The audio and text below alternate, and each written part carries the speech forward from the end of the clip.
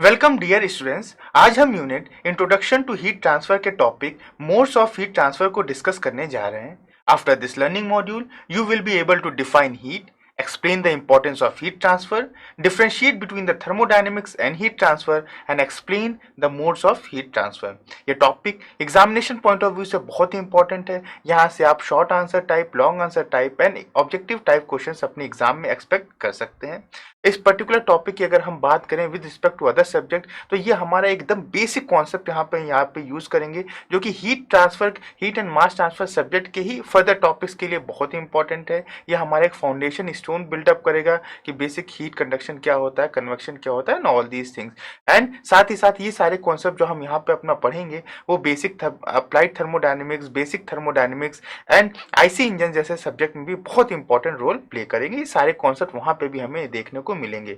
अगर हम इंडस्ट्रीज की बात करें तो ये सारे बेसिक कॉन्सेप्ट हमें ऑलमोस्ट एवरी इंजीनियरिंग इंडस्ट्रीज, वो सारे कंपनीज जो कि इंडस्ट्रियल प्रोडक्ट्स प्रोड्यूस करती हैं, इंजीनियरिंग प्रोडक्ट्स प्रोड्यूस करती हैं, चाहे वो मैन्युफैक्चरिंग का हो, प्रोसेसिंग का हो, इलेक्ट्रिकल और इलेक्ट्रॉनिक कंपोनेंट्स को मैन्युफैक्चर करती हो, तो ये बेसिक जो कॉन्सेप्ट हम यहाँ पे पढ़ेंगे वहाँ पे भी इसका बहुत ही ज़्यादा एप्लीकेशन होता है। तो इन सारी चीज़ों को हम यहाँ पे डिस्कस करते हैं। तो चलिए शुरू करते हैं। तो dear students, the topic is heat. अगर हम अपने सब्जेक्ट का जो बेसिक नाम है हम उसको ही अगर डील करें, so it says heat and mass transfer. तो वहां पे सबसे पहला जो कीवर्ड आया है हीट, तो हमें यहीं से इसको शुरू करना है कि हीट क्या होती है, इसको हम कैसे समझेंगे अपने डे टू डे लाइफ में यूज करके। तो जैसे कि हमने अपने बेसिक थर्मोडायनेमिक्स की हमारे पास जो बेसिक नॉलेज है वहां पे हमने पढ़ा हीट क्या होता है, वर्क क्या होता है, वो सारी जो चीजें हैं वही सेम हीट का कॉन्सेप्ट हम यहाँ पे भी देखेंगे। तो हीट क्या है? It is simply a form of energy, जो हम अपने 9th क्लास 10th क्लास में भी पढ़ते आ रहे हैं कि that heat is a form of energy in transit. तो यह क्या है, इसको सबसे पहले लिखते हैं।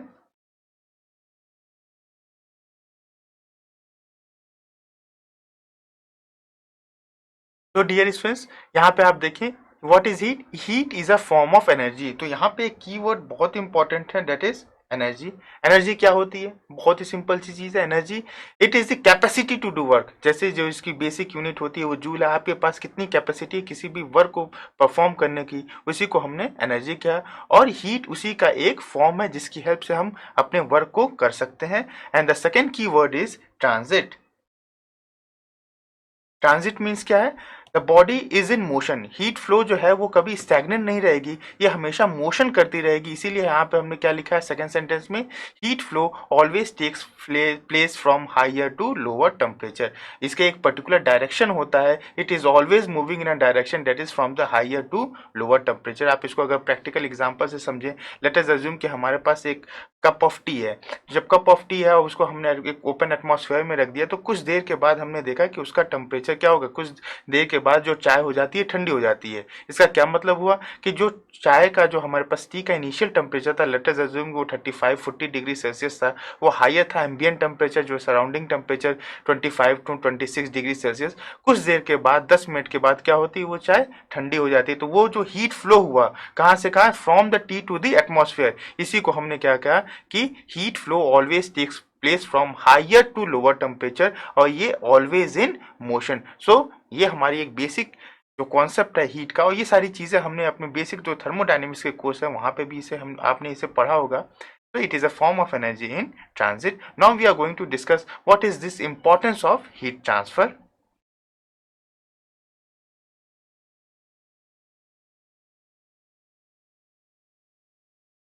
सो the second topic is importance of heat transfer. तो हमने ये देखा, ठीक है हीट हो गई, हीट का जो ट्रांसफर हो रहा है एक पर्टिकुलर डायरेक्शन में है, तो हमें अपने इस कोर्स में इस टॉपिक को पढ़ने की क्या जरूरत हुई, ये समझना बहुत इंपॉर्टेंट है। सो डियर स्टूडेंट्स, इसको हम स्टार्ट करते हैं। सबसे पहले अपने ऊपर ही, अपने बॉडी के ऊपर अगर आप देखें तो नॉर्मल डे लाइफ में एक ह्यूमन बींग क्या करता है, वो फूड का इंटेक करता है। जैसे उसने फूड किया तो उसके बॉडी में, उस स्टमक में उसका डाइजेशन का प्रोसेस होता है। डाइजेशन से क्या होगा, एनर्जी जनरेट होती है, और वो एनर्जी जनरेट से हमारे पास एक कैपेसिटी होती है जिससे हम अपना डेली का वर्क कर पाते हैं। ठीक है। तो क्या हुआ, फूड में एनर्जी जनरेशन हुआ, और फिर से उसके बाद अगर आपने ऑब्जर्व किया तो हमारे पास जो हमारी बॉडी का टेम्परेचर वो राइज हो जाता है, और एक प्रॉपर थर्मल कंफर्ट के लिए क्या होता है, हमारी बॉडी वो पूरी हीट डिसिपेट कर देती है, किसको, एटमॉस्फेयर को, और एक हमारे पास एक स्टेडी कंडीशन हमारे बॉडी की एक particular range of temperature maintain होती है। तो ये अगर आप देखें तो ये जो हीट ट्रांसफर है ये हमारे बॉडी में ही कितनी तरीके से हीट ट्रांसफर हो रहा है, पहले फूड से उसका एनर्जी में कन्वर्जन, एनर्जी कन्वर्जन से एक थर्मल कंफर्ट के लिए एटमॉस्फेयर में हमारी बॉडी से हीट का ट्रांसफर। तो ये तो एक हमारे डेली लाइफ की बात हो गई। लेकिन अगर हम इंजीनियरिंग पॉइंट ऑफ व्यू से बात करें तो इंजीनियरिंग पॉइंट ऑफ व्यू से ये टॉपिक बहुत इंपॉर्टेंट है, जिसके लिए हम ये सब्जेक्ट स्पेशली यहाँ पे स्टडी करने जा रहे हैं। इसके न्यूमरस एग्जाम्पल्स हैं, जैसे आप इसका सबसे इंपॉर्टेंट एग्जाम्पल ले लें आईसी इंजन। आईसी इंजन में अगर आपने ऑब्जर्व किया कि हमारे पास एक कंबशन चैम्बर होता है, उस कंबशन चैम्बर में हमने क्या किया, फ्यूल का इनटेक किया, वो पेट्रोल या डीजल वॉटएवर। जब उसका हमने कंबशन किया तो एक प्रॉपर बहुत ही ज़्यादा इनॉर्मस अमाउंट ऑफ एनर्जी हो जाती है जनरेट। बट ओट्टो साइकिल को अगर हमें परफॉर्म करना है तो हमने ये देखा कि एक पर्टिकुलर रेंज ऑफ टेम्परेचर हमें मेंटेन करना पड़ता है, और जो कोई भी एक्सेस अमाउंट ऑफ एनर्जी है it has to be dissipated to the atmosphere. तो उस केस में हमें जो एक्सेसिव हीट है उसका ट्रांसफर करना है। तो ये कॉन्सेप्ट कहाँ पे, मिस आईसी इंजन में भी हमने देखा कि हीट ट्रांसफर का बहुत बड़ा रोल है। ऐसे ही आप अपने बाइक्स में देखें, अपने डेली ड्राइव कोई भी हमारे पास ट्रांसफार्मर है तो वहाँ पे हम फिन्स का यूज़ करते हैं। फिन्स का यूज़ क्यों करते हैं, ताकि जो एक्सेसिव हीट है वो ट्रांसफर हो जाए हमारे एटमॉस्फेयर में और हमारा वो कंपोनेंट प्रॉपरली वर्क करे। ऐसे ही आप अगर आप देखें जो हमारे पास जो हीट एक्सचेंजर्स होते हैं, हीट एक्सचेंजर्स की अगर हम बात करें तो हीट एक्सचेंजर्स का क्या काम होता है, एक छोटा सा एग्जांपल आप ले लें, बॉयलर। बॉयलर का क्या काम है, उसका काम ये है कि वो स्टीम को जनरेट करें। स्टीम जनरेट कैसे होगा, जब वो उसके पास जैसे हमने कोल को बर्न ऑफ किया, उसकी एनर्जी ट्रांसफर हो गई वाटर में, और वाटर ने उस एनर्जी को एब्जॉर्ब किया, एब्जॉर्ब करने के बाद वो वाटर वेपर फॉर्म में कन्वर्ट हो गया। तो ये जो एब्जॉर्प्शन ऑफ एनर्जी, सबसे पहले कोल का बर्न करना, फिर से उससे एनर्जी का रिलीज होना, वो भी क्या फॉर्म है, एक हीट ट्रांसफर का फॉर्म है। फिर से उस एनर्जी को किसने एब्जॉर्ब किया, वाटर जो कि लिक्विड के फॉर्म में था उसने एब्जॉर्ब किया, फिर से वही एनर्जी ट्रांसफॉर्म हो गई किसमें, वेपर के फॉर्म में। तो यहाँ पे भी हीट ट्रांसफर का ही केस हुआ। तो माय डियर स्टूडेंट्स, ये टॉपिक बहुत ही इंपॉर्टेंट है, और ये सारी चीज़ें हम इस पर्टिकुलर जो ये हमारा जो यहाँ पे ये लर्निंग मॉड्यूल है ये एक बेसिक कॉन्सेप्ट को लेके डिज़ाइन है। तो यहाँ पे हम सारी चीज़ें देखेंगे और वन बाय वन जितने भी एप्लीकेशंस हैं इनको हम बहुत ही डिटेल में अपने फर्दर लर्निंग मॉड्यूल्स में डिस्कस भी करेंगे। तो इंपॉर्टेंस ऑफ हीट ट्रांसफर, इसके सारे एग्जाम्पल्स हम पहले रिलेट करने की कोशिश करते हैं, वो कौन कौन से एग्जाम्पल हैं जो हम डेली लाइफ में अपने इंजीनियरिंग एप्लीकेशन में यूज़ करते हैं।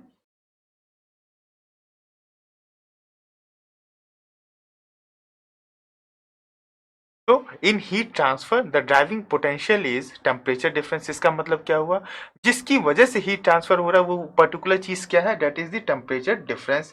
ये टेम्परेचर डिफरेंस का क्या मतलब हुआ, एक हमारे पास बॉडी ऐसी होनी चाहिए जिसका टेम्परेचर हाई हो, एक ऐसी बॉडी होनी चाहिए जिसकी टेम्परेचर इसके कंपेरेटिवली में क्या हो, लो हो, तभी ये हीट ट्रांसफर हो पाएगा from high temperature to low temperature. Fine. तो in heat transfer the driving potential is temperature difference.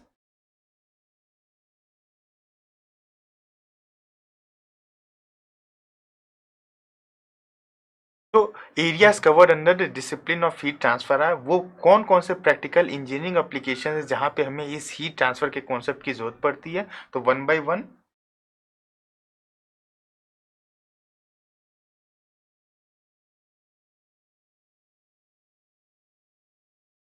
So the first one is the design of the thermal and nuclear power plants.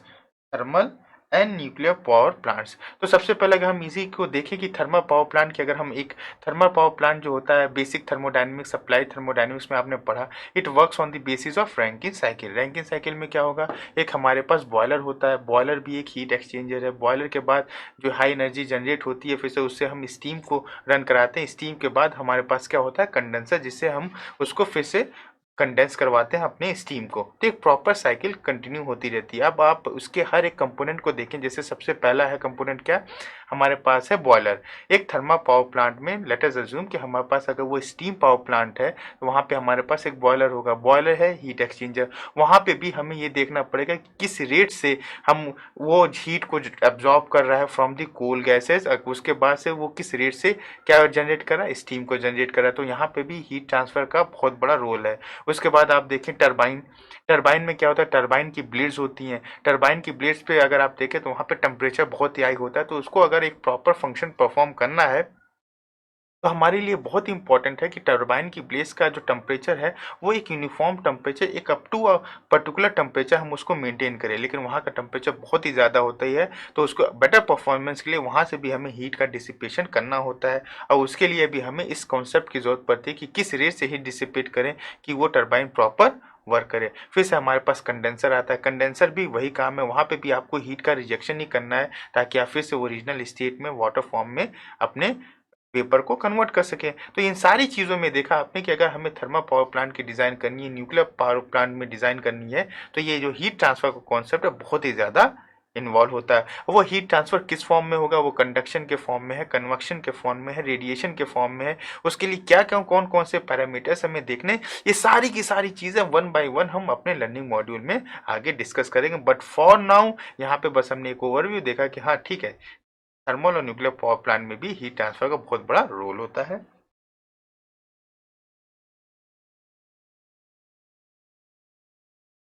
The second one is IC engine, internal combustion engines, जो कि हम अपने daily life में अपनी bike use करते हैं। हमारे पास जो फोर व्हीलर्स है वहाँ पे आईसी इंजन्स का यूज़ हो रहा है, तो वहाँ पे भी आपको सिलेंडर के एक अप्रोप्रिएट जो कंबशन चैम्बर है, कंबशन सिलेंडर है, उसके एक अप्रोप्रिएट टेम्परेचर को मेंटेन करने के लिए आपको वहाँ पे फिन्स लगाने पड़ते हैं। वहाँ पे हमें लुब्रिकेशन का यूज़ करना है। लुब्रिकेशन क्यों यूज़ करते हैं, इसीलिए ताकि हमारे जो पूरे इंजन का एक टेम्परेचर है वो प्रॉपर मेंटेन रहे, अदरवाइज हमारे कंपोनेंट्स फेल डाउन हो जाएंगे। तो वहाँ पे भी हमें हीट ट्रांसफ़र का बहुत ही बड़ा रोल है। अगर आप एक फ्यूल के कंबशन की ही बात करें, पेट्रोल है, तो किस रेट से उसके अंदर उसकी कैलोरीफिक वैल्यू है, किस रेट से वो अपना हीट ट्रांसफर कर रहा है, किस रेट से हीट जनरेट कर रहा है, तो इन सारे जगह में हमें उस हीट, ये जो टर्म है हमारे पास हीट, ये बहुत ही बड़ा इंपॉर्टेंट रोल करेगा in the designing of what, IC engine components.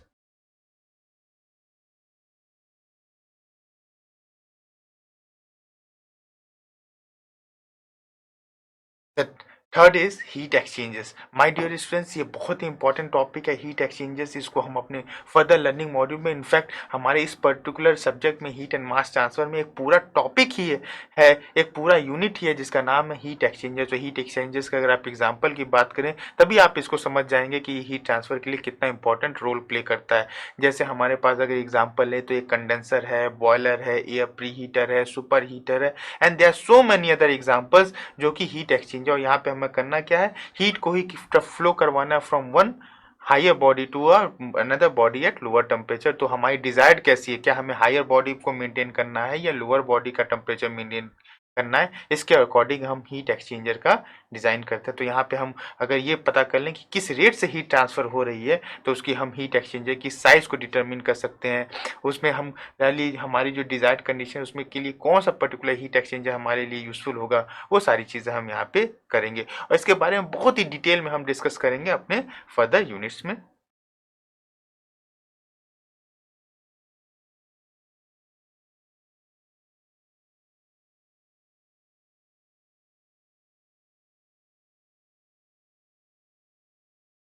The fourth one is heat treatment of metals. ये बहुत ही इंपॉर्टेंट है। अगर आप किसी भी इंजीनियरिंग फॉर्मिंग के प्रोसेस में देख लें या मैन्युफैक्चरिंग इंडस्ट्रीज में जाएं तो हीट, ये जो हीट ट्रीटमेंट वर्ड है बहुत ही इंपॉर्टेंट है, बिकॉज इसी के बेसिस पे डिपेंड करता है कि हमारा जो प्रोडक्ट है उसकी जो प्रॉपर्टीज़ हैं, उसकी मैकेनिकल प्रॉपर्टीज़ कैसे होने वाली हैं। इसमें आपने पढ़ा होगा अपने प्रोडक्शन इंजीनियरिंग के सब्जेक्ट्स में कि हार्डनिंग क्या होती है, एनीलिंग क्या होती है, फिर से उसके बाद से और भी कई सारे इसमें प्रोसेसेस होते हैं, एनोडाइजिंग क्या होती है, फिर जब आप फॉर्जिंग करते हैं तो वहाँ पे भी हमें सारी चीज़ें करनी पड़ती है, क्वेंचिंग किस रेट से हीट ट्रांसफ़र हो रही है कि हमारी जो डिज़ायर्ड प्रॉपर्टीज़ है वो हम अचीव कर पाएँ। तो हीट ट्रीटमेंट में भी हमें ये बहुत इंपॉर्टेंट है कि किस रेट से वहाँ हीट ट्रांसफ़र हो रही है, ताकि हम अपने एक डिज़ायर्ड रिजल्ट को, कि उसके अंदर के जो माइक्रो स्ट्रक्चर हैं जो जनरेट करना चाहते हैं हम उसे जनरेट कर पाएँ, और हमारी जो डिज़ायर्ड मीन्स उसकी प्रॉपर्टीज़ है मटेरियल की, उसकी डक्टिलिटी, उसकी स्ट्रेंथ, उसकी हार्डनेस, उसकी रोबस्टनेस, वो कितनी होनी चाहिए, वो सब डिपेंड करता है कि आपने उस मेटल का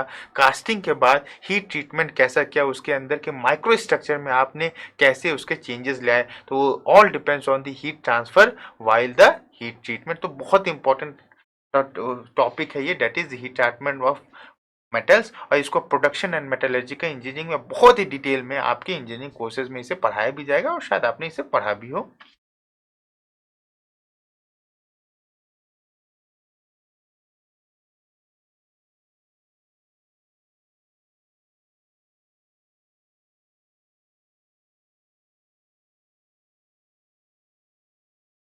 and the next one is furnaces. Furnaces क्या होते हैं?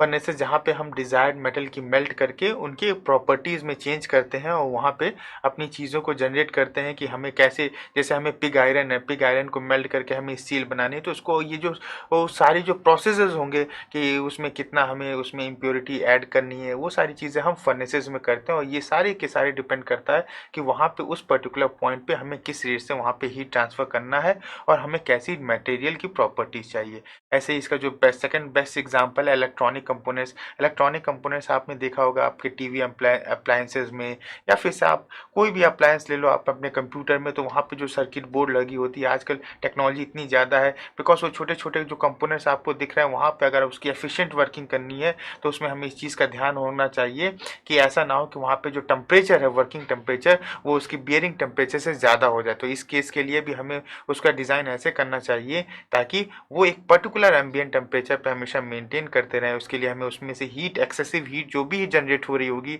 उस प्रॉपर कंपोनेंट के फंक्शन में उसको हमें एटमॉस्फेयर में रिलीज करना होगा। तो वो कैसे करेंगे? फ्री कन्वेक्शन से फोर्स कन्वेक्शन में, वो सारे डिजाइनिंग पार्ट का है। हमें क्रिटिकल रेडियस ऑफ इंसुलेशन उसकी कितनी रखनी होगी, ये सारी चीज़ें वन बाय वन हम अपने फ्यूचर में इसको पढ़ेंगे भी। तो वहाँ पे भी इस पर्टिकुलर टॉपिक जो कि इंपॉर्टेंस ऑफ हीट ट्रांसफर है, वहाँ पे इसका बहुत बड़ा रोल है।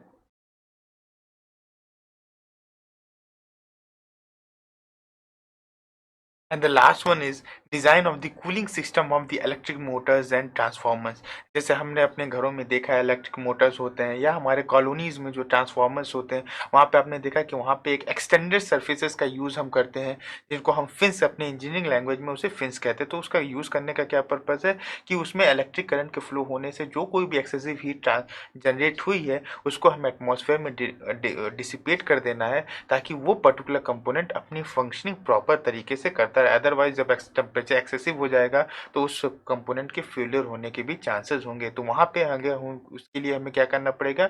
अपने जो सिस्टम है उसकी एफिशिएंट कूलिंग करनी होगी, और कूलिंग करने के लिए हमें प्रॉपर रेट से वहाँ पे हीट ट्रांसफर करवाना पड़ेगा। सो डियर स्टूडेंट्स, अभी तक हमने देखा कि जो हीट क्या है वो बहुत इंपॉर्टेंट सब, जो उसकी बेसिक कंडीशन है उसके लिए higher temperature to lower temperature. साथ ही साथ हमने ये देखा जो ये हीट ट्रांसफ़र की हम बात कर रहे हैं इसको हमारे लिए पढ़ना क्यों ज़रूरी है। बिकॉज अगर आप यहाँ पे जो इतने भी सारे एग्जांपल्स मैंने दिए इसको आप कहीं ना कहीं अपने मैकेनिकल इंजीनियरिंग के सारे सब्जेक्ट में पढ़ेंगे। जैसे आप देखिए thermal and nuclear power plants, जब आप पावर प्लांट इंजीनियरिंग पढ़ेंगे तो वहाँ पे उसमें सारे कंपोनेंट्स जो होंगे वहाँ पे सिर्फ और सिर्फ हम इसी की बात करेंगे कि इस रेट से यहाँ पे हीट ट्रांसफ़र हो रहा है। आईसी इंजन आपका एक पर्टिकुलर सब्जेक्ट है, आईसी इंजन, उसमें आप इस SI engine, CI engine, petrol engine, फिर से उसके एक एक कंपोनेंट की डिजाइनिंग किस प्रिंसिपल पे वर्क करता है, सारी चीज़ें पढ़ेंगे। वहाँ पे भी एट द एंड हमें यही देखना है कि हीट ट्रांसफ़र कितना हम एफिशिएंट करवा पा रहे हैं। हीट एक्सचेंजर्स हमारे ही particular heat and mass transfer topic में एक प्रॉपर यूनिट है, और बहुत ही सिंपल, बहुत ही इंटरेस्टिंग प्रैक्टिकल यूनिट है। वहाँ पे भी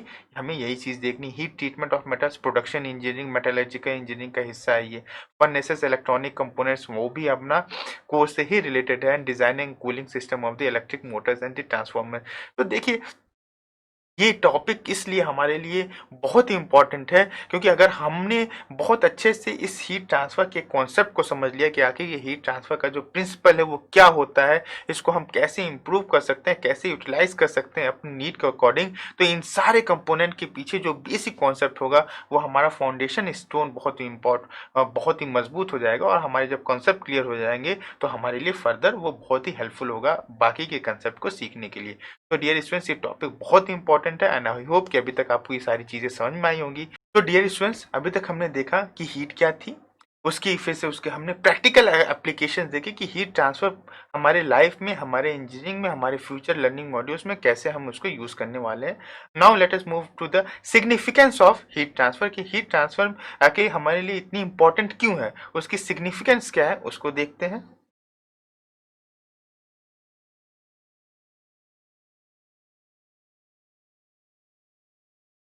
सो डियर स्टूडेंट्स, सिग्निफिकेंस हमें देखनी है तो यहाँ पे हमें ये देखना है कि जो हम हीट ट्रांसफर की स्टडी करने जा रहे हैं वहाँ पे हम बेसिकली हमारा टारगेट क्या रहेगा। ये टारगेट बहुत ही अच्छे से आप समझ लेना, बिकॉज ये जो चीज़ हम यहाँ पे देखेंगे वो at the end of this entire subject हमें इसी चीज़ को फॉलो करनी है कि आखिर हम इस पर्टिकुलर सब्जेक्ट में क्या करने की कोशिश कर रहे हैं, हमारा मेन पर्पस क्या है। The study of heat transfer is carried out for the following purposes. So our first purpose is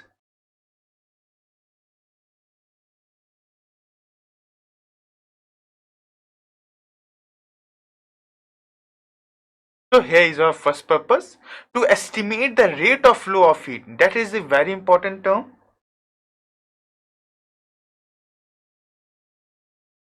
हमें ये बतानी किस रेट ऑफ हीट फ्लो हो रहा होगा through the boundary of system under study. हमारे जो भी हमने अपना जो भी एक सिस्टम बना रखा होगा जिसकी हम एनालिसिस कर रहे होंगे, जिसकी स्टडी कर रहे होंगे, उससे किस रेट से हीट ऑफ फ्लो हो रही होगी हमें वो निकालने। रेट ऑफ हीट फ्लो को हम रिप्रेजेंट करेंगे कैपिटल क्यू से। हमें इस कैपिटल क्यू की वैल्यू निकालनी होगी। कैपिटल क्यू के बारे में मैं आगे में और डिटेल में बताऊंगा आपको, ये इसकी यूनिट क्या होगी, ईच एंड एवरीथिंग। बट यहाँ पे एक छोटा सा बस ओवरव्यू है ये कि ये हम क्या निकालने की कोशिश कर रहे हैं। तो हमने ये तो देखा कि हीट फ्लो क्या होती है, हीट क्या होता है, ये कैसे फ्लो करती है from high temperature to lower temperature, ये भी बात है। लेकिन किस रेट से हीट फ्लो करेगी उस पर्टिकुलर इक्विपमेंट से, जो भी अभी हमने अपने प्रैक्टिकल एप्लीकेशंस को डिस्कस किया वहाँ से किस रेट से डिस्कस हीट फ्लो करेगी वो हमें देखना होगा। तो हम हर सिस्टम में यही निकालने की कोशिश करेंगे कि रेट ऑफ हीट फ्लो क्या हो, वो सिस्टम कैसा हो सकता है, वो स्टेडी भी हो सकता है और ट्रांजिएंट भी हो सकता है। स्टेडी और ट्रांजिएंट क्या होते हैं? स्टेडी का मतलब वो ये होता है कि टेम्परेचर टाइम के साथ चेंज नहीं करता, whereas in transient condition जो टेम्परेचर होगा, टेम्परेचर की जो वैल्यूज होंगी वो हर टाइम के साथ वेरी करेगा। मीन्स अभी टेम्परेचर अगर 50 डिग्री सेल्सियस है तो कुछ देर के बाद 5 सेकंड के बाद उसका टेम्परेचर 35 डिग्री सेल्सियस हो जाएगा, उसके बाद उसका टेम्परेचर 20 डिग्री सेल्सियस हो जाएगा। तो अगर वो टेम्परेचर टाइम के साथ चेंज करता है तो ऐसे को हम लोग क्या कहते हैं? Transient condition. ये दोनों टर्म्स भी बहुत डिटेल में हम आगे डिस्कस करेंगे। So our first objective is to estimate the rate of heat flow.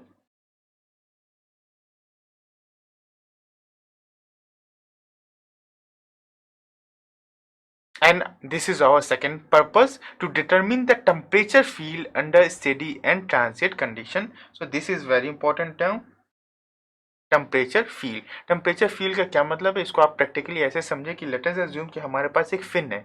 Fin कैसी है हमारे पास?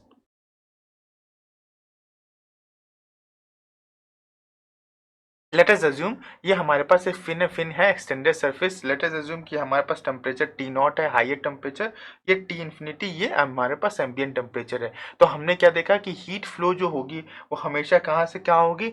High temperature to low temperature. तो ये हमने इसका T naught is greater than T infinity, तो ये हमारी क्यू की डायरेक्शन होगी, टी नॉट से टी इन्फिनिटी की तरफ इसमें ये हीट फ्लो करेगी। ये सारी चीजें हम जब फिन्स के बारे में पढ़ेंगे तो बहुत डिटेल में पढ़ेंगे, बट यहाँ पे हमें क्या देखना है, अब आपसे ये कहा जाए कि ठीक है जो टेम्परेचर है सबसे ज्यादा टेम्परेचर कहाँ होगा? एक्सट्रीम लेफ्ट हैंड साइड, जहाँ पे टेम्परेचर टी नॉट होगा, और जो at x is equal to L, this is x is equal to L, what is L? L is the length of the fin, वहां पे temperature की value बहुत ही कम हो जाएगी। तो आपको ये निकालना है कि किसी भी पर्टिकुलर एक्स पे, अगर मैंने एक्स को यहाँ से ले लिया, एज्यूम किया अपने रेफरेंस पॉइंट को, तो किसी भी पर्टिकुलर पॉइंट पे किसी भी पर्टिकुलर वैल्यू ऑफ एक्स पे टेम्परेचर की वैल्यू क्या होगी? तो उसको हम कैसे लिखेंगे? T minus T infinity upon T naught minus T infinity is equal to e to the power minus m x. ये एक पर्टिकुलर केस के लिए है, अगर हमने इसे इनफाइनाइटली लॉन्ग एज्यूम किया तो अगर आप इस एक्सप्रेशन को देखें तो यहाँ पे मैंने क्या लिखा कि किसी भी पर्टिकुलर एक्स पे आप टेम्परेचर टी की वैल्यू कैलकुलेट कर सकते हैं, गिवन द कंडीशन कि आपको बाकी वैल्यूज पहले से क्वेश्चन में पता हो। तो यही हमारा मेन पर्पज है, to determine the temperature field under steady and transient condition. तो वो स्टेडी कंडीशन या ट्रांजिएंट कंडीशन कुछ भी हो सकती है, वहां पे हमें टेम्परेचर कैसे वेरी कर रहा है उस पर्टिकुलर इक्विपमेंट पे। वो इक्विपमेंट आपका हीट एक्सचेंजर, कंडेंसर, और फिर से ये फिन्स आप ले लो, व्हाटएवर, तो हमें उसका वेरिएशन भी निकालने की कोशिश करनी है। तो यही हमारा जो इस पर्टिकुलर सब्जेक्ट के पढ़ने के जो मेन पर्पस है, what is the significance of heat transfer. तो जितने भी अभी हमने डिस्कस किया एप्लीकेशन ऑफ हीट ट्रांसफर, तो ठीक है हमने ये तो देखा कि यहाँ पे अप्लाई होते हैं, लेकिन वहां पे अप्लाई करके हमें करना क्या है? वहां पे अप्लाई करके हमें ये दोनों वैल्यूज निकालनी है हर एक पर्टिकुलर केस में। वहां पे जैसे जब मैंने बात की एक्सटेंडेड सर्फेसेस की फिन की, तो हम कोई भी फिन पढ़ेंगे तो हम ये निकालेंगे कि सबसे पहले उस फिन से किस रेट से हीट ट्रांसफर हो रहा है, दूसरी चीज उस पूरे फिन की लेंथ में का किस भी पोजीशन पे वहां पे टेम्परेचर क्या, हम ये निकाल लेंगे। ऐसे ही किसी भी आप एक बॉयलर को ले लो, तो बॉयलर में किस रेट से हीट ट्रांसफर हो रहा है, साथ ही साथ किसी भी पर्टिकुलर एक्स पे किसी भी पर्टिकुलर पोजीशन पे वहां पे टेम्परेचर क्या है, ताकि हम उसको बहुत अच्छे से डिजाइन कर सकें, उसको भी हम वहां पे निकालने की कोशिश करेंगे। तो ये पूरा है significance of heat transfer. Fine, तो एप्लीकेशन और सिग्निफिकेंस को आप रिलेट करके देखेंगे तो बहुत अच्छे से समझ पाएंगे कि आखिर ये हमारे लिए बहुत इंपॉर्टेंट टॉपिक क्यों है। तो आई होप कि आपको चीज़ बहुत अच्छे से समझ में आई होगी। So dear students, now moving to another most important topic, बहुत इंपॉर्टेंट टॉपिक है हमारे बेस के लिए, that is what is the difference between the thermodynamics and heat transfer.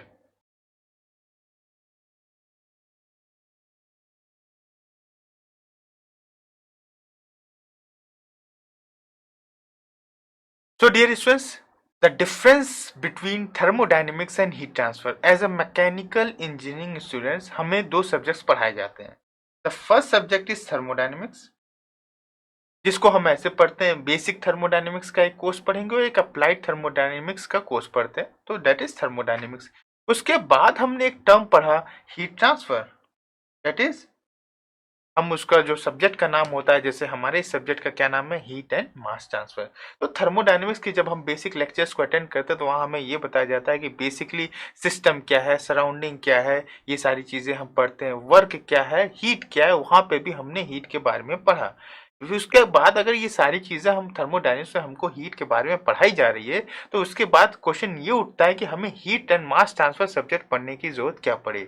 इसका मतलब ये हुआ कि दोनों में कोई ना कोई बेसिक डिफरेंस तो होगा ही, जिसकी वजह से उस पर्टिकुलर टॉपिक को अलग करके एक नया सब्जेक्ट हमने नाम रख दिया जिसका नाम है heat and mass transfer. So we have to find out कि इन दोनों सब्जेक्ट में बेसिक डिफरेंस क्या है, ताकि आप तभी आपका ये इंटरेस्ट डेवलप हो पाएगा, क्योंकि बेसिक थर्मोडायनेमिक्स में हमने ये चीज़ पढ़ी थी और heat and mass transfer subject जब पढ़ेंगे तो हमें ये चीज़ पढ़नी है, तो हम उसको देखते हैं। तो इसके लिए अगर मैं बात करूं आपसे, तो एक छोटा सा प्रैक्टिकल एग्जांपल लेके देखते हैं, ठीक है। लेट अस अज्यूम कि हमारे पास एक गिलास ऑफ वाटर है, फाइन। ये एक गिलास of water, late us assume अगर आप इसका टेम्परेचर देखें तो 26 टू 27 डिग्री सेल्सियस एक एम्बिएंट टेम्परेचर पे इसका इस वाटर का टेम्परेचर होगा। साथ ही साथ हमने एज्यूम लिया, लेट अस अज्यूम कि मेरे पास एक ये मेटेलिक कॉइन है, इसका टेम्परेचर 150 डिग्री सेल्सियस है, फाइन। अब आप ये बताइए, अगर मुझे इसको ठंडा करना है, इसको कूल डाउन करना, तो मैं क्या करूंगा। मैंने क्या किया, इसको कॉइन को इसके अंदर पुट कर दिया। पुट करने के बाद क्या हुआ, जैसे at T is equal to 0 पे हमने देखा कि टेम्परेचर ऑफ वाटर कितना था, 27 degree Celsius, and temperature of coin was 150 degree Celsius. कुछ देर बाद क्या होगा, आप अंदाजा लगाओ। कुछ देर बाद होगा, 5 मिनट 10 मिनट के बाद दोनों का क्या होगा, टेम्परेचर एक इक्विलिब्रियम टेम्परेचर को रीच कर जाएगा। कहने का मतलब क्या होगा, जो कॉइन की टेम्परेचर है डेट इज 150 डिग्री सेल्सियस, इसका टेम्परेचर हाई था, ये लो होगा, लो होके एक इक्विलिब्रियम टेम्परेचर फाइनल टेम्परेचर को अचीव कर देगा। और जो वाटर है, वाटर उतनी ही सारी एनर्जी को एब्जॉर्ब कर लेगा। किसकी एनर्जी, जो हमारी किससे रिलीज हुई, कॉइन से, और वाटर अपना टेम्परेचर इंक्रीज कर लेगा और finally they will reach an equilibrium temperature, fine. तो हमने ये देखा कि वो दोनों एक फाइनल इक्विलिब्रियम के टेम्परेचर, लेट अस अज्यूम कि ये पूरा जो सिस्टम होगा, ये अगले 10 मिनट के बाद इसका टेम्परेचर कितना हो जाता है, 50 डिग्री सेल्सियस। इस पूरे सिस्टम का मीन्स अगर आप इस वाटर को टच करेंगे या कॉइन को टच करेंगे और थर्मोकपल लगा के अगर आप मेजर करेंगे तो दोनों टेम्परेचर कितना बताएगा, 50 डिग्री सेल्सियस। इसका क्या मतलब हुआ, कॉइन का टेम्परेचर डिक्रीज होके 150 से 50 डिग्री सेल्सियस होगा और वाटर का टेम्परेचर इंक्रीज होके 27 से कितना हो गया, 50 degree Celsius, and they have achieved a particular equilibrium state. ये है हमारा प्रैक्टिकल एग्जांपल। तो अब इससे इस थर्मोडायनेमिक्स एंड हीट ट्रांसफर की क्या बात हुई। अब देखिए, थर्मोडायनेमिक्स सब्जेक्ट जब हम पढ़ते हैं तो वहां हमारे साथ ये होता है कि एक प्रोसेस हमने की, एक हमारे पास इनिशियल स्टेट क्या थी, वो पता थी कि टेम्परेचर ऑफ वाटर कितना है, टेम्परेचर ऑफ कॉइन कितना, ये हमें पता है। और उसके बाद हमने एक फाइनल स्टेज देखी कि इनका फाइनल जो स्टेज थे वो दोनों के दोनों 50 डिग्री सेल्सियस पे हो गए। यानी जब हमने एक प्रोसेस किया, उसकी हम इक्विलिब्रियम स्टेट की हम बात कर रहे हैं, एक फाइनल और एक इनिशियल, बस बीच में उसके साथ क्या हुआ हमें नहीं पता। हमने ये बता लिया कि इनिशियल ये थी, तो फाइनल 10 मिनट बाद क्या होगा हमें ये पता चल गया कि फाइनल जो है इनका टेम्परेचर 50 डिग्री सेल्सियस हो जाएगा, अगर हमने एक बेसिक हीट लॉ की इक्वेशन लगा दी। तो थर्मोडायनेमिक्स जो सब्जेक्ट है ये डील करता है किससे, ये डील करेगा आपको इक्विलिब्रियम स्टेट से। पहले इनिशियल क्या थी, फाइनल क्या होगी, इस पूरे प्रोसेस में, इस पूरे सिस्टम में से कितनी हीट इजेक्ट हुई, किसमें, एटमॉस्फेयर में, हमें ये पता चल सकता है। ये एक छोटा सा एग्जांपल है। ऐसे ही अगर एक कोई भी प्रोसेस हुई, उसमें कितना वर्क डन हमें देना पड़ा या उस सिस्टम से मिला, ये आपको बताएगा थर्मोडायनेमिक्स। लेकिन कंडीशन क्या है, ये बात सिर्फ और सिर्फ करेगा इक्विलिब्रियम स्टेट, ठीक है, इन बिटवीन की ये बात नहीं करेगा। लेकिन अगर आप हीट ट्रांसफर की बात करें तो यहाँ पे हम डिस्कस करते हैं हीट ट्रांसफर रेट। अब आपसे ये कहा जाए कि ये चीज तो हो गई, थर्मोडायनेमिक्स ये बताएगा कि इस पूरे प्रोसेस में कितनी हीट क्यू की वैल्यू कितनी थी जो कॉइन ने लूज की, और उतनी हीट कितनी इस वाटर ने एब्जॉर्ब की। आपको उस क्यू की वैल्यू मिल जाएगी कि इस पूरे प्रोसेस में 50 किलो जूल का ट्रांसफर हुआ। ये आंसर आपको थर्मोडायनेमिक्स दे देगा, लेकिन ये नहीं बताएगा कि ये जो प्रोसेस हुआ वो कितने देर में हो गया।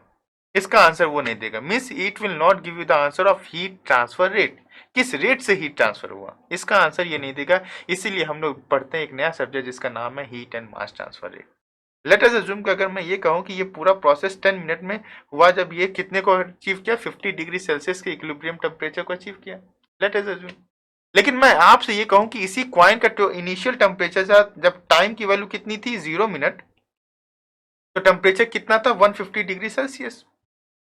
जैसे ही time is equal to 2 minute हुआ, मुझे आप ये बताओ कि उस क्वाइन का टेम्परेचर कितना होगा। ऑब्वियस सी बात है कुछ ना कुछ लो हुआ होगा। Let us assume 135 degree Celsius.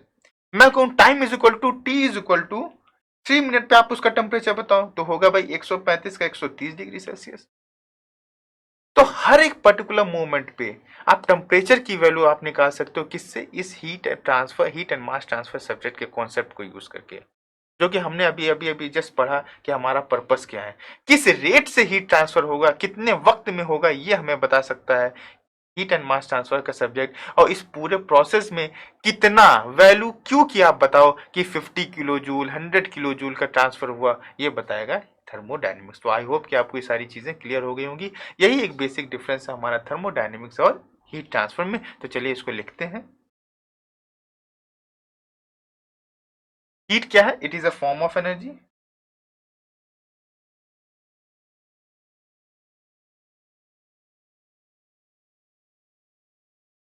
इसी हीट को हमने कहां डिस्कस किया? थर्मोडायनेमिक्स में।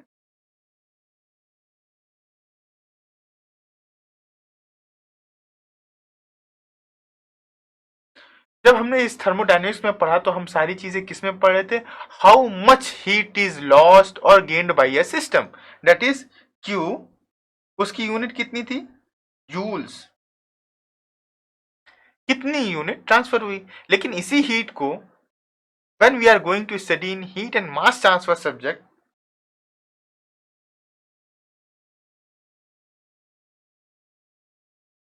तो इसी पर्टिकुलर हीट को अगर हम heat and mass transfer subject में पढ़ेंगे तो हम पढ़ेंगे वॉट्स में। वॉट्स क्या है? जूल पर सेकेंड। कितने वक्त में, रेट ऑफ हीट ट्रांसफर की बात करने लग जाएंगे तो ऐसे को हम लोग क्या कहते हैं? Heat transfer. तो आई होप कि आपको चीजें समझ में आ गई होंगी।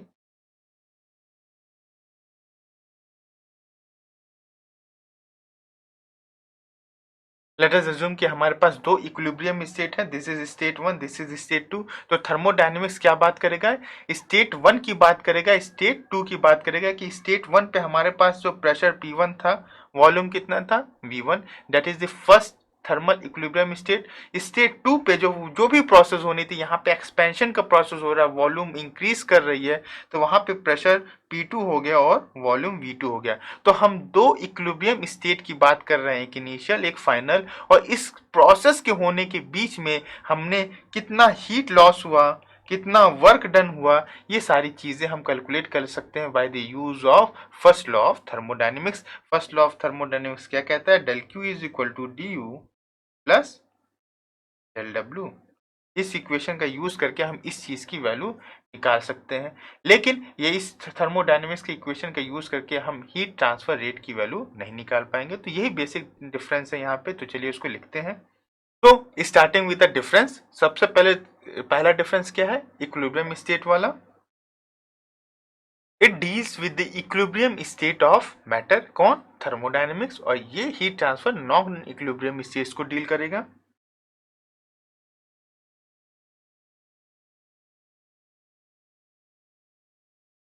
So, in thermodynamics, when a system changes from one equilibrium state to another, ये हमने देख लिया। Thermodynamics helps to determine quantity of work and heat interaction. That is very important. ये आपको क्वांटिटी बताएगा, means 5 kilo joule, 10 kilo joule, 100 kilo joule, ये value बताएगा कि कितना हीट इंटरेक्शन हो रहा है या वर्क इंटरेक्शन हो रहा है। ये इसकी एक क्वांटिटेटिव वैल्यू बताएगा। कौन? थर्मोडायनेमिक्स का सब्जेक्ट।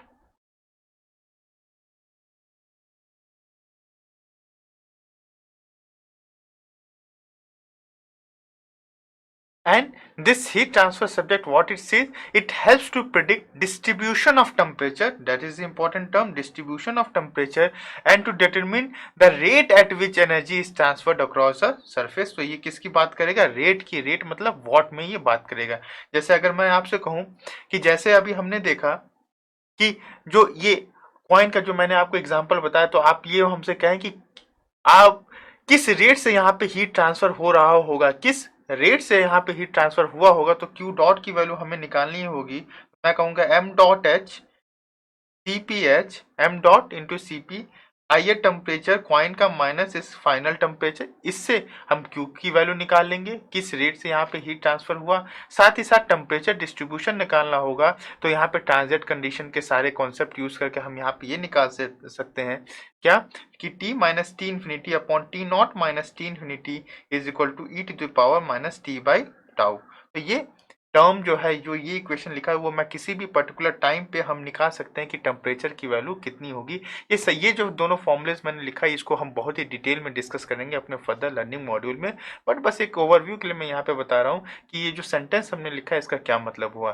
पहला क्या था? Distribution of temperature. तो उस कॉइन के अंदर किस रेट से टेम्परेचर का डिस्ट्रीब्यूशन हो रहा है, किसी भी पर्टिकुलर टाइम पे आप वहाँ पे टेम्परेचर की वैल्यू निकाल सकते हैं, ना कि सिर्फ इनिशियल और फाइनल की। आप इन बिटवीन इनफाइनाइट पॉइंट पर हर एक सेकंड पे आप टेम्परेचर की वैल्यू डिटरमिन कर सकते हैं। साथ ही साथ किस रेट से हीट ट्रांसफर हुआ, आप इसकी भी वैल्यू इजिली कैलकुलेट कर सकते हैं। So this is all about the basic difference between the thermodynamics and heat transfer. So dear students, अभी तक आप ये भी समझ गए होंगे कि हमारे लिए जो ये heat and mass transfer subject है कितना इंपॉर्टेंट है, क्योंकि ये बहुत इंपॉर्टेंट एक फीचर्स हमें इस सब्जेक्ट को पढ़ने के बाद हमें हर एक क्वांटिटी और हर एक चीज़ में डिज़ाइनिंग पॉइंट ऑफ व्यू से ये बहुत ही इंपॉर्टेंट है कि आप डिज़ाइन कर पाएँ। आपको ये पता हो कि इस पूरे सिस्टम में, जैसे हमारे पास अगर ये एक इलेक्ट्रिक रॉड है हमारे पास, और मुझे इसका टेम्परेचर डिस्ट्रीब्यूशन पता हो कि इस पूरे सिस्टम में अगर हीट जनरेट हो रही है, इसमें करंट फ्लो कर रही है, हीट जनरेट हो रही है, तो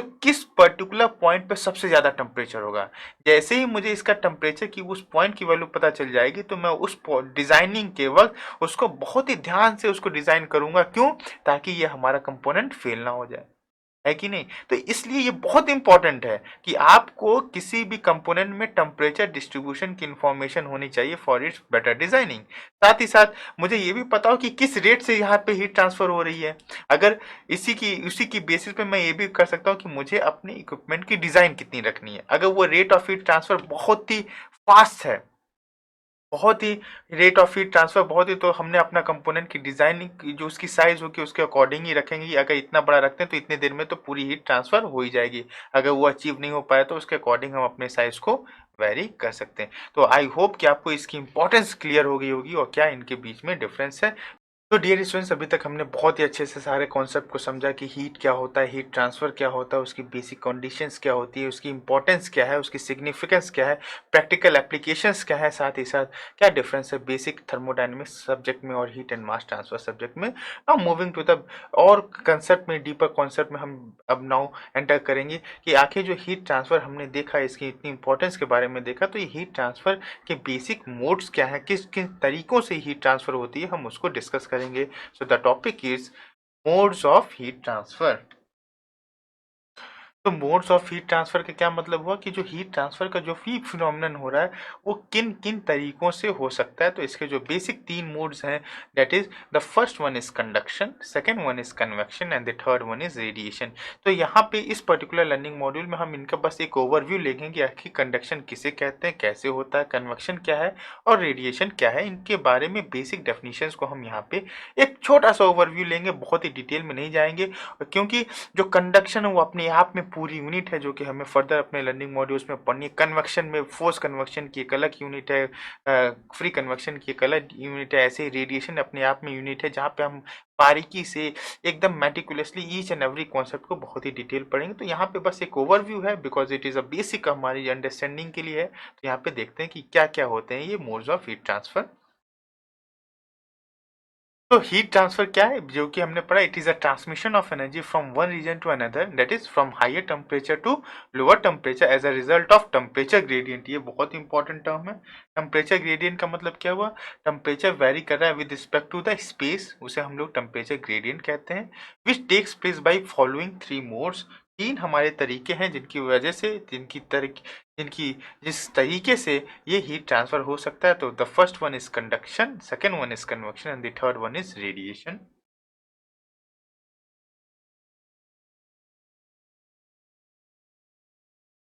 तो सबसे पहले हम स्टार्ट करते हैं कंडक्शन के बारे में। The first one is conduction.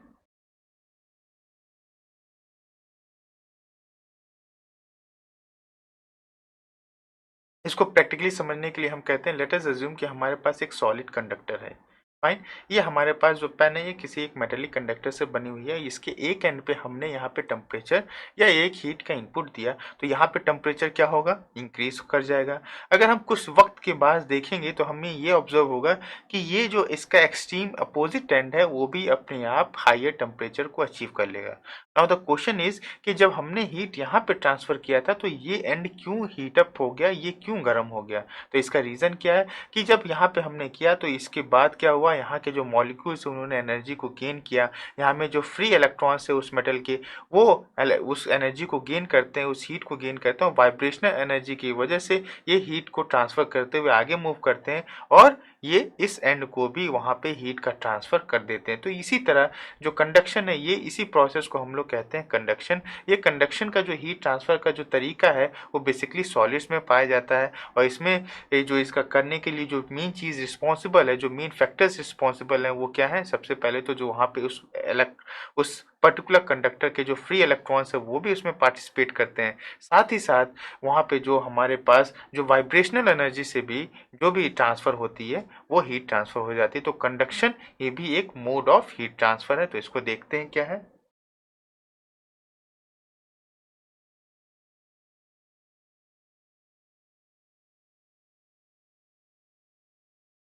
So this is the basic definition of conduction heat transfer. It is a mode of heat transfer which generally occurs in solid. That is very important. ये जो heat transfer का तरीका वो solids में होता है due to the temperature difference. यहाँ पे टेम्परेचर डिफरेंस का होना बहुत ही ज़रूरी है। जैसे यहाँ पे जब हमने यहाँ पे हाई टेम्परेचर को मेंटेन किया तो यहाँ पे टेम्परेचर हाई था, यहाँ पे टेम्परेचर लो हुआ। और जो हमने स्टार्टिंग में देखा कि heat flow always takes place from high temperature to low temperature. तो ये सॉलिड्स में ये टेम्परेचर डिफरेंस एक बहुत ही इंपॉर्टेंट क्राइटेरिया है कंडक्शन के प्रोसेस को होने के लिए। एक एंड केस पे हो हाई पे हो, एक एंड केस पे हो लो पे हो, बाद में वो इक्विलिब्रियम टेम्परेचर पे अचीव कर जाएंगे। सारे जो टेम्परेचर बॉडी का होगा वो सेम हो जाएगा। क्यों होता है ऐसा, by molecular lattice vibrational energy transfer, by molecular lattice vibrational energy transfer, that is the first reason. जो इसमें क्या होंगे, जो मॉलिक्यूल्स होंगे, मॉलिक्यूल्स जो हमारे इसके माइक्रो स्ट्रक्चर पे होंगे वो वाइब्रेट करने लगते हैं। बिकॉज जब उनके पास आपने यहाँ पे हीट की तो उनकी एनर्जी एक्साइटेड स्टेट में चले जाएंगे और वो जाके दूसरे को कोलाइड करेंगे, दूसरे पार्टिकल को, फिर से वो एनर्जी ट्रांसफर किया, उसने तीसरे को किया, और ऐसे ही करते करते एनर्जी ट्रांसफर हो जाती है। And the second one is by free electron transfer, that is the second reason. तो हमारे कंडक्टर्स में जो कोई भी आउटर शेल में फ्री इलेक्ट्रॉन्स है वो भी पार्टिसिपेट करते हैं इस कंडक्शन में। तो ये बेसिक कॉन्सेप्ट है कंडक्शन का। यहाँ पे बस हम इसको इतनी ही चीज़ देखेंगे कि आखिर ये कहाँ होती है और कैसे होती है। अदरवाइज ये पूरा का पूरा यूनिट है जिसमें हम सारी चीज़ें पढ़ेंगे कि Fourier law of heat conduction क्या होता है, किस रेट से होगा, स्लैब में कैसे होगा, सॉलिड में कैसे होगा, स्फीयर में कैसे होगा, फ्लूइड्स में, मतलब ईच एंड एवरीथिंग हम इसको डिटेल में पढ़ेंगे। But for now it's more than enough. यहाँ पे हमें बस यही देखना कि कंडक्शन की बेसिक डेफिनेशन क्या होती है। Fine, now moving to the another mode of heat transfer, convection. तो dear students, this is our second mode of heat transfer, convection. तो कन्वेक्शन का बहुत ही बेसिक एग्जांपल आप देखें कि जैसे हमारी बॉडी है, बॉडी में हमने क्या किया, लेट अस अज्यूम कि हमने प्लेग्राउंड में बास्केटबॉल या फुटबॉल खेल के हम आए और हमारे पूरे बदन में क्या हुआ, पसीना आ रहा है, तो हम क्या करते हैं, फैन ऑन करते हैं। फैन ऑन करने के बाद क्या होता है, कुछ देर के बाद वो पसीना हमारा सूख जाता है। तो ऐसा क्यों हुआ, ऐसा इसलिए हुआ बिकॉज वहाँ पे कन्वेक्शन हीट ट्रांसफर हो गई। कन्वेक्शन हीट ट्रांसफर के लिए बेसिक कंडीशन क्या है कि हमारे पास एक सॉलिड सरफेस होना चाहिए। उस सॉलिड सरफेस के से सराउंडिंग एक हमारे पास फ्लूइड होनी चाहिए। वो फ्लूइड लिक्विड भी हो सकती है, गैस भी हो सकती है, और दोनों का टेम्परेचर अलग होना चाहिए। अगर हमारा जो सॉलिड सरफेस उसका टेम्परेचर हाई है और जो फ्लूइड है, एयर है, वो जो सराउंड के उसका टेम्परेचर लो है, तो हीट कहाँ से ट्रांसफर होगी, from solid surface to the air. लेकिन अगर इसी का अपोजिट है कि हमारे पास जो प्लेट है ये हमारे पास लो टेम्परेचर पे है और फिर से जो फ्लूइड अराउंड में है उसकी टेम्परेचर हाई है, तो heat transfer from fluid to this temperature हो जाएगी। तो यही इसकी बेसिक कंडीशन है कि एक सॉलिड सरफेस होनी चाहिए, उसके अराउंड एक फ्लूइड होने फ्लो करनी चाहिए that is in the moving condition, और उसके बाद क्या होगा कि दोनों में टेम्परेचर डिफरेंस का होना बहुत ही ज़रूरी है। तो इसीलिए जो हमारे पसीने होते हैं, जब फैन होते हैं तो आसपास की जो, लेट अस अज्यूम कि हमारे यहाँ पे पसीने हैं, तो पसीने से क्या होगा कि जो आसपास की एयर है उसकी हीट को एब्जॉर्ब करेगी और पसीना एवापोरेट हो जाता है, वो खत्म हो जाता है, और फिर से उसके बाद दूसरी एयर आती है, वो एनर्जी को लेकर चली जाती है। इस तरीके से ये कन्वेक्शन का हीट ट्रांसफर होता है। चाय आप 10 मिनट के रख दीजिए तो वो ठंडी हो जाती है। तो ये सारे बहुत ही प्रैक्टिकल एग्जांपल्स हैं। तो कन्वेक्शन को चलिए देखते हैं क्या है।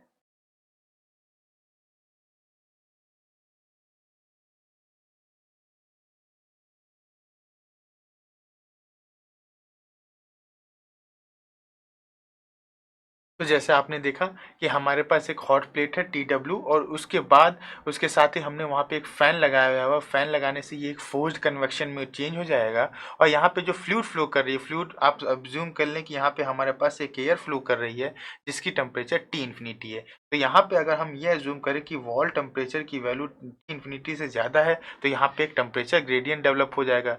मीन्स दोनों में टेम्परेचर डिफरेंस हो गया, और हमें ये बेसिक कंडीशन पता है कि अगर हीट फ्लो करना है तो टेम्परेचर डिफरेंस का होना ज़रूरी है। तो अब क्या होगा, यहाँ पे जैसे फ्लूइड की एक लेयर आएगी जो सबसे पहली होगी, जो इसके टच में आएगी, इसके हॉट प्लेट के। तो अब यहाँ पे हीट ट्रांसफर होना शुरू हो जाएगा, किसके लिए, इस डायरेक्शन में हीट ट्रांसफर होना शुरू हो जाएगा, और वो उस पर्टिकुलर एयर की जो लेयर होगी वो क्या होगी, हीटअप हो जाएगी। हीटअप होने के बाद वो हीट को लेके आगे फ्लो कर जाएगी। जब वो हीट को लेके आगे फ्लो कर गई तो ऐसे पीछे से और एयर आएगी, उसने भी वही लिया, हाई टेम्परेचर से लो टेम्परेचर का हीट का ट्रांसफर हुआ, एयर गर्म होगी और फिर से वो हीट लेके आगे बढ़ जाएगी। तो ऐसे ही क्या हुआ, कुछ देर के बाद हमारा जो हॉट प्लेट होगा वो कूल डाउन हो जाएगा, और फिर से हमारा T इन्फिनिटी और जो हॉट प्लेट है, एयर और हॉट प्लेट एक इक्विलिब्रियम टेम्परेचर को अचीव कर देंगे, और वो सारी की सारी एनर्जी क्या होगी, एटमॉस्फेयर में यहाँ पे डिसिपेट हो जाएगी। तो इस प्रोसेस को ही हम लोग क्या कहते हैं, कन्वेक्शन प्रोसेस।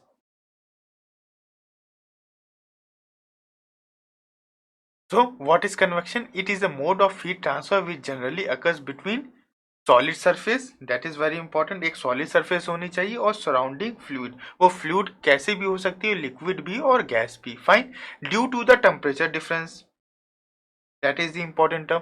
टेम्परेचर डिफरेंस होना है, जैसे यहाँ पे आपने देखा TW इज ग्रेटर देन T इन्फिनिटी, तो यहाँ पे एक टेम्परेचर डिफरेंस हो गया associated with the macroscopic bulk motion of the fluid. तो यहाँ पे आपने देखा जो फ्लूइड है वो क्या हुई, पूरी की पूरी फ्लो कर रही है, एक बल्क मोशन हो रहा है। ऐसा नहीं कि एक सिंगल सी लेयर, पूरी की पूरी एयर आई, बल्क मोशन हुआ, हीट को एब्जॉर्ब किया और यहाँ से चली गई, फिर से दूसरी एयर आई, हीट को एब्जॉर्ब की, कंटिन्यूअस प्रोसेस चला जा रहा है, और उसके बाद से ये इक्विलिब्रियम स्टेट को अचीव कर लेगा of the fluid transporting thermal energy. और ये फ्लूइड क्या ट्रांसपोर्ट करे, बेसिकली एक थर्मल एनर्जी तो है जो क्यू के फॉर्म में है ये।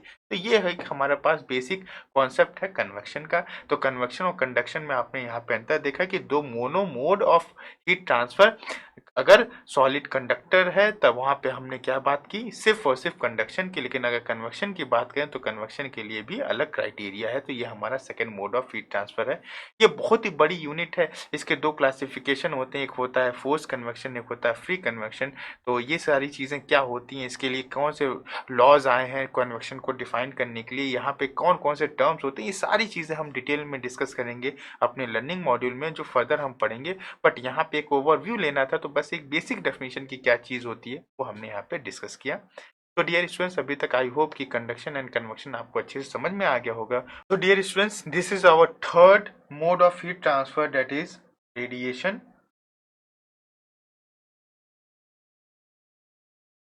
अभी तक हमने पढ़ा कंडक्शन, हमने देखा कन्वेक्शन कैसे होता है, कंडक्शन कैसे होता है। Now the third mode is radiation. तो रेडिएशन के अगर हम कुछ प्रैक्टिकल एग्जांपल की बात करें तो हमने ये देखा कि हमारे पास सन डेली राइज होता है हमारे लिए, और वो उसकी जो पूरी एनर्जी होती है ट्रांसमिट हो जाती है अर्थ सरफेस पे, तो उसको यूटिलाइज करता है ह्यूमन बींग, यूटिलाइज करता है प्लांट, अपने फूड बनाने के लिए यूज़ करते हैं। लेकिन ये जो दोनों प्रोसेस हो रही है इनमें हमने कहीं पे भी ऐसा नहीं कि वहाँ पे इलेक्ट्रॉन का ट्रांसफ़र हो रही है और सारी चीज़ें जो कि कंडक्शन कन्वेक्शन में हो रही थी वहाँ ऐसा कुछ भी नहीं हो रहा। ट्रांसफ़र कैसे हो रहा है, अपने आप हो जा रही है। तो यही रेडिएशन का एक खास बात यही है कि ये भी एक मोड ऑफ हीट ट्रांसफ़र है where we do not need any medium. वहाँ पे हमें किसी मीडियम की ज़रूरत नहीं है, और ये इलेक्ट्रोमैग्नेटिक वेव के प्रोपोगेशन से ये रेडिएशन हीट ट्रांसफ़र हो जाता है। रेडिएशन हीट ट्रांसफ़र होने के लिए एक पर्टिकुलर बैंडविड्थ ऑफ ये वेवलेंथ के बीच में ही रेडिएशन हीट ट्रांसफ़र एक्टिवेट होता है। जैसे 0.1 माइक्रोमीटर टू 100 माइक्रोमीटर की अगर वेवलेंथ है रेडिएशन की, तो उसी में ये फिनोमेनन एक्टिवेट होता है। साथ ही साथ इसका और प्रैक्टिकल एग्जांपल है, जैसे विंटर्स में ठंडी के महीने में जब हम ठंडी से बचने के लिए हमने अपना रूम हीटर ऑन किया, तो हमने ये देखा कि रूम हीटर सामने रहता है, तो उससे कुछ दूर पे ही हम अपना हाथ पैर आराम से उसको यूज़ करते हैं और उसको हीट एनर्जी अब्जॉर्ब करते हैं। तो ऐसा नहीं कि उसके बीच में हमने किसी कंडक्टर का यूज़ किया और इसको हम ऐसे पकड़ के बैठ गए ताकि वो एनर्जी ट्रांसफ़र हो। अगर ऐसा करेंगे तो ये कौन सी ट्रांसफ़र हो जाएगी, कंडक्शन हीट ट्रांसफ़र। लेकिन हम यहाँ बैठते हैं और हमारे पास हीट ट्रांसफ़र अपने आप हो जाती है, तो ऐसे केसेस को हम कहते हैं रेडिएशन हीट ट्रांसफ़र।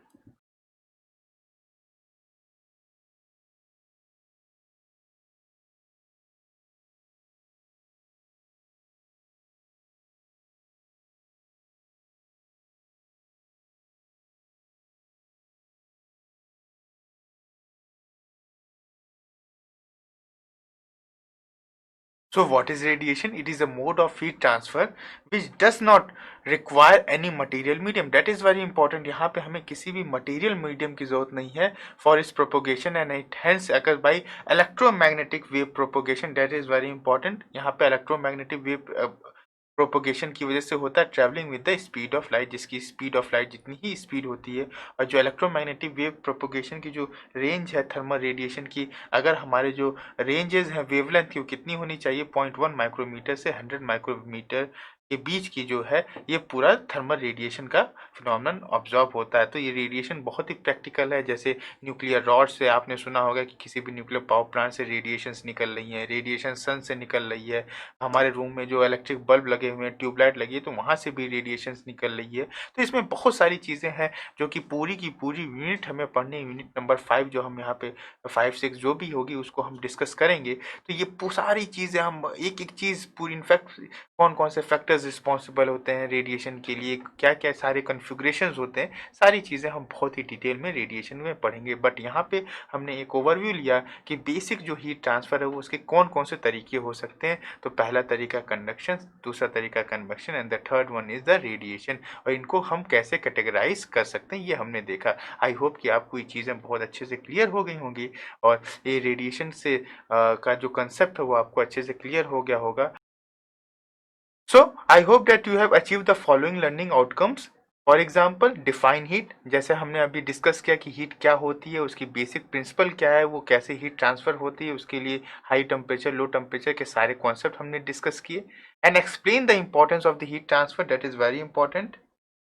यहाँ पे हमने डिस्कस किया कि हमारे जो डेली लाइफ है और साथ ही साथ हमारे इंजीनियरिंग एप्लीकेशंस में इंपॉर्टेंस क्या है इस पर्टिकुलर हीट ट्रांसफ़र की, आईसी इंजन्स में कैसे यूज़ कर सकते हैं, अप्लाई थर्मोडायनेमिक्स के कितने सारे अप्लायंसेस हमने वहाँ पे सारी चीज़ें बहुत ही अच्छे से डिटेल में डिस्कस की। साथ ही साथ जैसे differentiate between the thermodynamics and heat transfer, तो यहाँ पे दो मेजर डिफरेंस जो हमने डिस्कस किया कि वो इक्विलिब्रियम के प्रोसेस में होता है, और एक जो हीट ट्रांसफर है वो नॉन इक्विलिब्रियम प्रोसेस में। साथ ही साथ एक क्वांटिटेटिव वैल्यू बताएगा, एक जो हीट ट्रांसफर रेट की वैल्यू बताएगा। तो ये सारी चीज़ें हमने एक ब्लॉक डायग्राम में लेके बहुत अच्छे से इसको भी हमने यहाँ पे डिस्कस किया है। And the last one is explain the modes of heat transfer. तो यहाँ पे इसमें जब मोड्स ऑफ हीट ट्रांसफर की बात करें तो हमने यहाँ पे डिस्कस किया कि there are 3 modes of heat transfer, conduction, convection and radiation. तो इनकी जो बेसिक नॉलेज है, बेसिक जो फाउंडेशन स्टोन है हमारा, कि ये इस मोड ऑफ हीट ट्रांसफर के लिए बेसिक रिक्वायरमेंट क्या होती है, उनकी बेसिक डेफिनेशंस क्या होती है, सिर्फ हमने यहाँ पे इसको बहुत अच्छे से डिस्कस किया। एंड आई होप कि आपको ये सारी चीज़ें अच्छे से क्लियर भी हुई होंगी। Now you look at the feedback exercise and provide any other suggestions that you have.